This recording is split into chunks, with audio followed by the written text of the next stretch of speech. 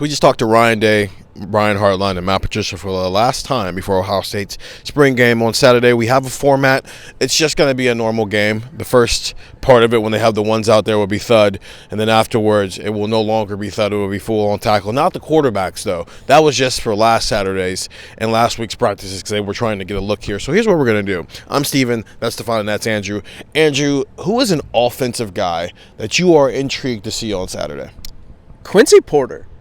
And one of the reasons why is because Ryan Day and Brian Hartline talked pretty glowingly about him today, I thought. They said some pretty good things about him. I think Ryan said, or Brian said, one of them said, if he keeps this up, he's going to play a lot of football this year. I think it was Ryan. Like, this is a football player. When you look at Ohio State's depth chart, you go, Jeremiah Smith. Okay. Carnell Tate. Brandon Inniss is probably that next guy where you go, okay, he's stepping up.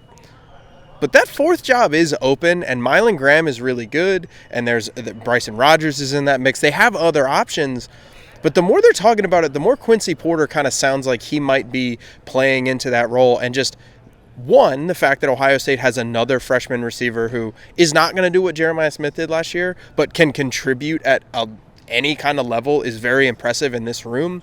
And then two, when you start to look at where this room might map out, Ohio State does run 4 wide receiver sets. Ohio State might have an injury for a couple of weeks, right? You know, some guy pulls a hamstring and you need somebody out for 2 weeks. Who's going to be that guy that steps up? Quincy Porter could do that, especially early on in the season when it's, you know, you're playing Ohio and you might not need, you know, Brandon Inniss or Carnell Tate or Jeremiah Smith. You might want to make sure they're rested, especially as you talk about this team playing a little bit slower and wanting to get some of these guys off of their feet who have played a lot of football. This fourth receiver on this team is going to play a lot, and it might be Quincy Porter, and I don't think that is something that we really gave a lot of serious thought to coming into the spring.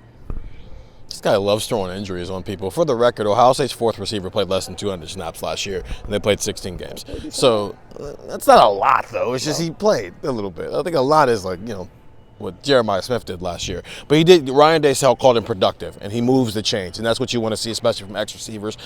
I just think he's Jeremiah Smith's backup at X. And does that mean he's the fourth guy in the rotation? I don't know. Bryson Rogers and Mylan Graham still exist here, but it does mean, like, if you put a depth chart together, he's the backup X, and it means he's setting himself up in the future. Stefan, who do you want to see? Yeah, I'm excited to watch C.J. Donaldson. You know, we saw glimpses of what he can do Saturday at the student appreciation practice, and you know, he's a guy that's just, you kind of throw out what you saw from him at West Virginia. He's slimmed down a ton. He looks quick out there. We saw him catch a pass and make a guy miss. Like, he has become a very intriguing player for me just because he's not the guy that they signed from West Virginia. He is just a completely different back now, and the way that he can complement James Peoples. I think we all thought when CJ was first signed that maybe he's more of a situational back, right? Third and short, or goal line, like things of that nature.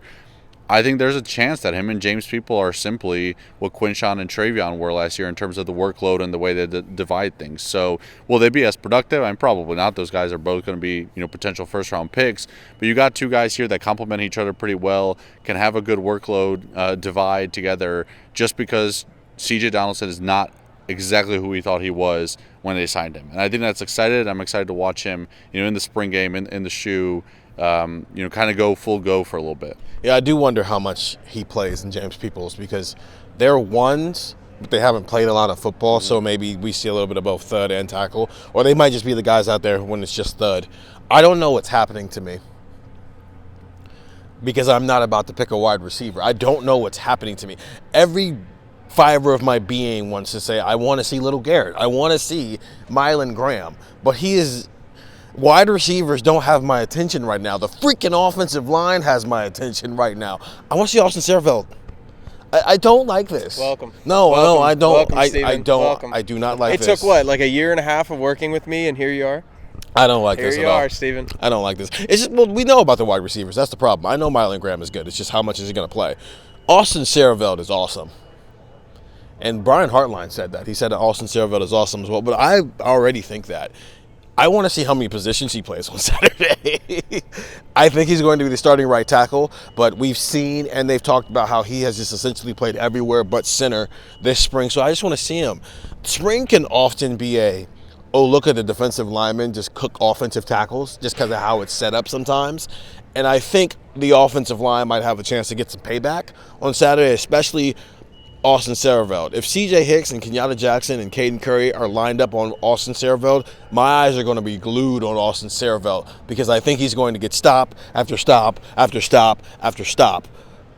I might be driving the bus for him this fall, but we're a long ways from that. I just want to watch him. I want to watch him for a full game and just see him get work because I think he's probably their best offensive lineman, and he's starting to show it for them. Iron Buckeye this year. Get the text, 614-350-3315. It's interesting that these are the guys that they picked on offense because they were getting ready to go do an offensive draft.